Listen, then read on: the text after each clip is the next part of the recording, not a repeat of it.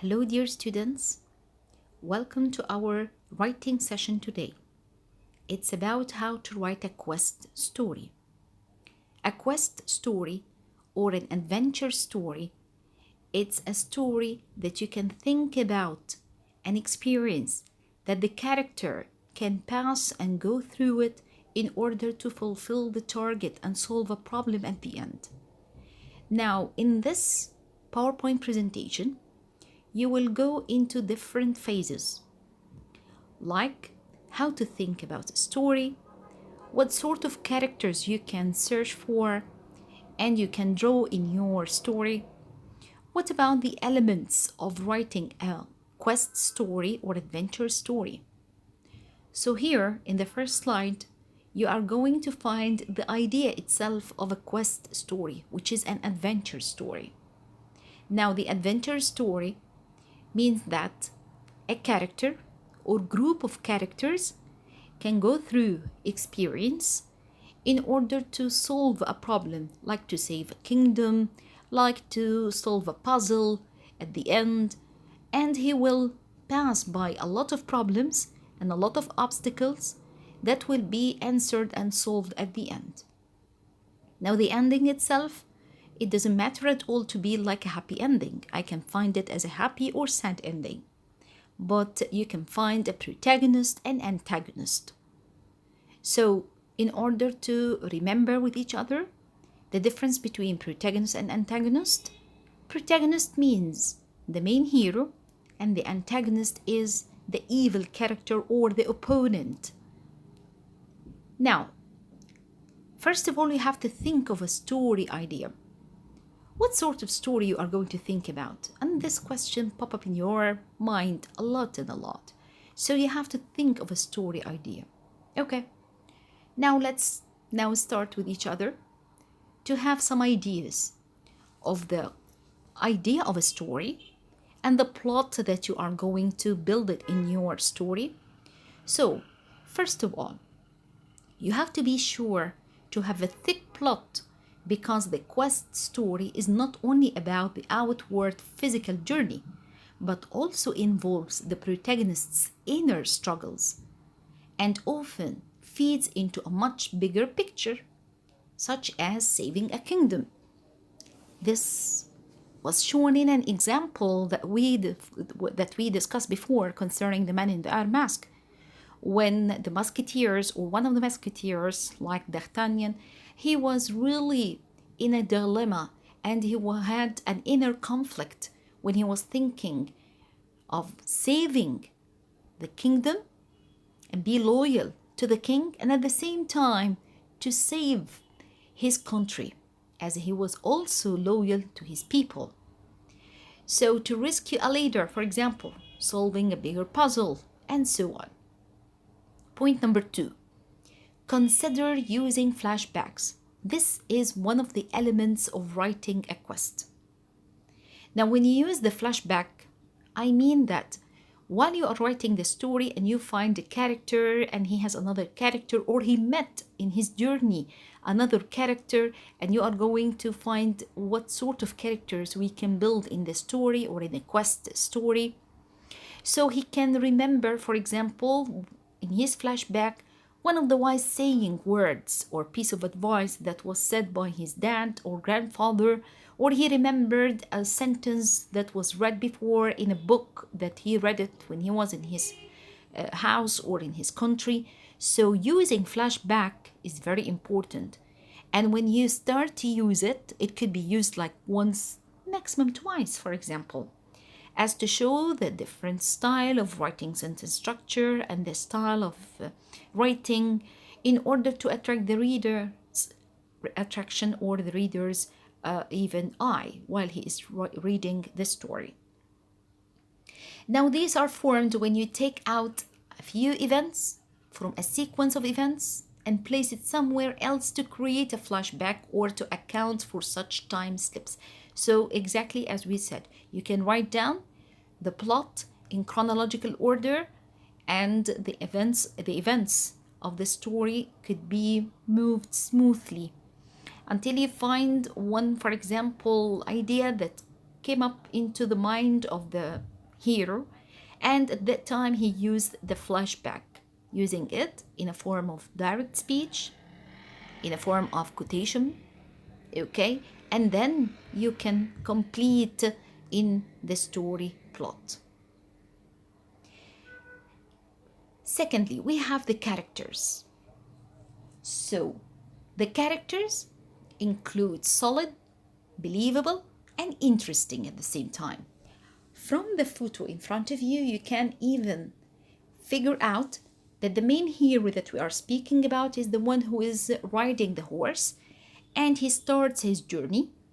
Maybe one of the characters that can he speak to is the horse itself. And you can, for example, give another character that he can meet while he was moving or walking in his journey, and he found a kind of an extinct bird.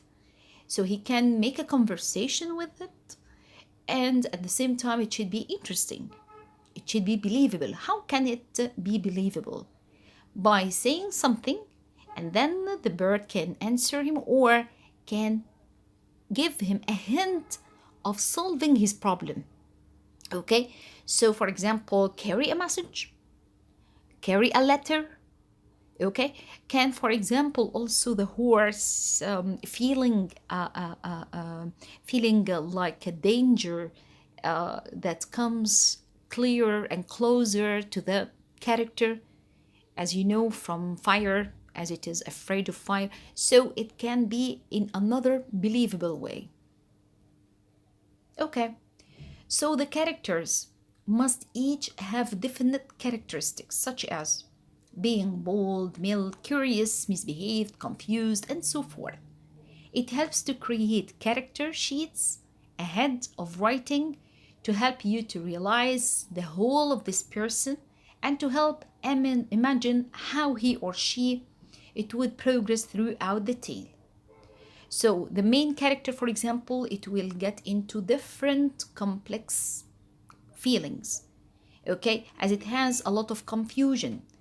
Okay, so it starts in the beginning with being backed up with some objects, okay, and then he didn't figure out or realize that he will go through such these obstacles. So at that time he will get into confusion, and there will be other complexity of feelings into his heart and thoughts as well. Now, point number 2. What weaknesses, problem, behaviors, attitudes, or even less than stellar aspects does each character have? Such these questions you have to ask yourself while you are writing and describing the character and the character's feelings.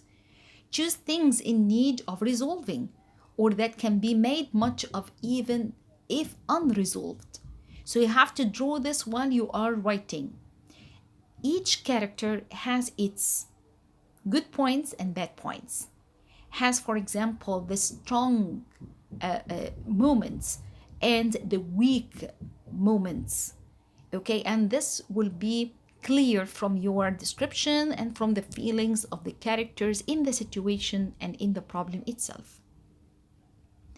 Now include at least one character who is somewhat lost, confused, befuddled, and is a bit of a seeker. Seekers tend to go on quests to fix internal issues as much as solving external problems. What does it mean? Now, for example, you are not going to get a perfect character. There is nothing called perfection. So even if I have a knight who is perfect person from his appearance, from his loyalty to the king, from being brave person, but the king, for example, ask him to go for a mission, and then he will go, and on his way he's going to find and face some problems, and at that time it will be his quest. So here in second point, avoid the Mary Sues. What does it mean? It means totally perfect people. If you think that you know such people in real life, remind yourself to take off your rose-colored glasses, never to find people who are perfect in their lives, because by that way you will start the story and end it from the beginning. There should be weak point, should be weak moments in the character himself in order to pass by it and to think about something to solve the problem. Let's talk now about the setting or the place. It includes strange, curious, daunting, or dangerous lands. As it is clear in the photo, you can find it in the forest, in, for example, like rainforest, like any other type of forest that nobody can live in it, or it's not a normal place that I can find this story could be settled in. So a quest usually involves crossing through an area of land, realms, or such places. However, you don't have to make it just land. It could actually be a dreamscape, a drug-induced haze state, a parallel universe, or a metaphorical place. Now, when you start to choose your place, you have to go different from the normal place that we can find our friends or even you can live in. You are not going to speak about a normal house or a normal country, but you have to think about the place that the character will face some fighters, some, for example, animals in it. So it's not a normal place that you can describe in. Second point, that all depends on how clever you are with consistently writing about alternate realities. If you would like to keep it slightly less complicated, although still complex, lands or realms work well for the quest meme. So this means that the land or the forest is much better for you to choose as a place or as a setting for your story. Note that every quest starts with someone going alone or a pair of persons going together. So I can start with a person, only one person, who starts his journey or his quest, or like pair of persons, two, for example, so that you can find a way of having a conversation and to build up a conversation. Or you can find another person who can really give a way of solution or other ways of solution. So there should be a kind of conversation and ways of solution in order to build up the story.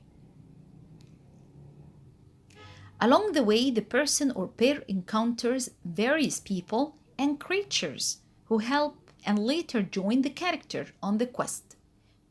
Eventually, a small contingency is formed and is dedicated to the quest. So I can start with one person, and then this person can find another one on his way to the quest.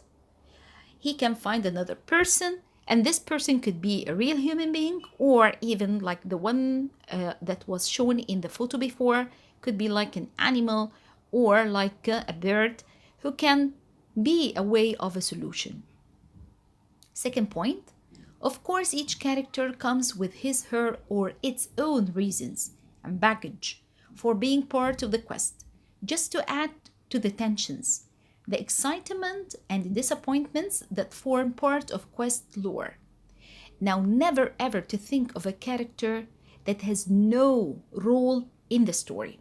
So when you have a character who is a real hero of the story, and then he has another character who is going to build tension, who is going to be a way of having different types of conversation and to think aloud with each other in order to think of a way of solution, in order to get out of this problem, or to search for the key in order to open the chest, something like that. It depends on the idea that you will build it in your story. But I mean that the characters that you will build in your story and start to draw the feelings of them and to start to even draw the conversation between each one of them, this should be really related to the story. It's not to have a minor character that has no role at all. If you send out someone on his, her, or its own, don't make this person or creature perfect from the get-go. Your story will fizzle quickly, as if that you start with a story and end it at the same time. So it's much better not to have a perfect person, okay, and to show from your description to that character that, for example, that he was really afraid of a cockroach. For example, I'm just giving an example. Or to say that this person was really fond of horses, which means that he likes it. On the other side, his friend was really afraid of that, so he cannot accompany him unless his friend can ride the horse by himself. So you can say the weak point and the strong point at the same time. It may well be that this person is viewed as courageous, amazing, or incredible by the local townsfolk or whomever. But that's all the more reason to show this person or creature has many weaknesses and bring them to the light throughout the journey. Now, if a pair goes, be creative about the reasons for being together. So when you create the two characters and build them in your story, you have to show the reader what's the importance of having the second person. How is the relationship between them? So, for example, that both of them are close friends. One is a strong person, the other one is a wise person, so they complete each other. For example, in order to show that it's absolutely extreme to keep things interesting, so you have to show that they were in a quest in order to help the kingdom, or to protect the leader, to save the leader, okay, to show the equality between rich and poor, and so on. So if you make them really equals, there needs to be something uniquely fascinating about their individual characters to keep them interesting, by building the description and the feelings, and also to show the relationship between the two characters that you build them up, about their target that they start to fulfill it till the end, and they were about to achieve it. All of this will be interesting for the reader in order not to let him get distracted in the middle or at the end of your story. From the photo, you can even recognize the characters that you will build and their appearance. Now, those could be like knights, fighters. Now you can find the iron mask that the other one wore, each one of them wears it, and you find the shield, the sword, okay, and how the life at that time, okay, was like. So this means that you will go back to different ages or era and long years ago in order to write your quest story. Now let's talk about the conflicts of the characters. You know that conflicts play very important and essential role in our stories. So conflicts make the quest the interesting read that it is. Things are bound to go wrong. Unusual things crop up, and now and then members of the party tend to lose one another. Point number 2. Now conflicts can include dislikes among the members of the questing group, discomfort, meeting enemies and running or fighting. So what does this mean? It means that the characters that will be in this quest, they will get through a lot of problems and experience, as we said, and they will find conflicts that they can get. The conflict could be inner conflict and external conflict.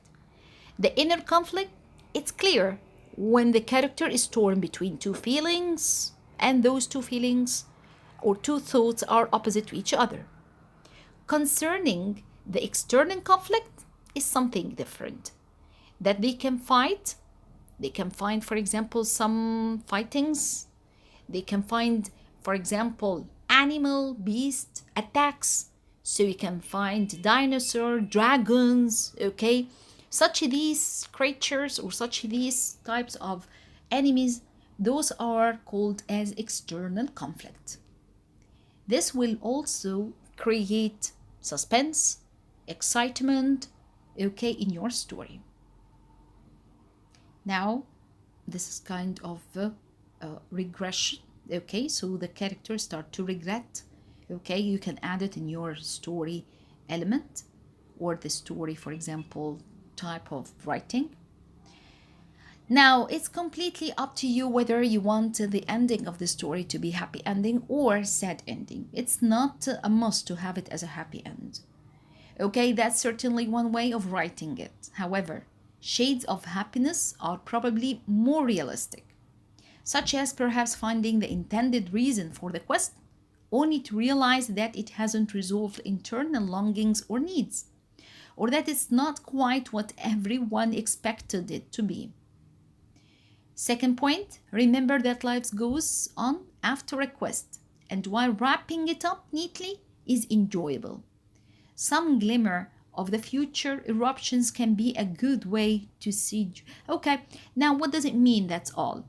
Okay, it means that the happy ending, as we all think about to be the end of our stories, it's not a must to be like that, but most probably the adventure stories or quest stories has really happy ending at the end. Why? Because when I find the characters having the problems, as we said, and the fighting and the conflicts and so on, they have to solve the problem at the end. So solving the problem itself is a happy ending.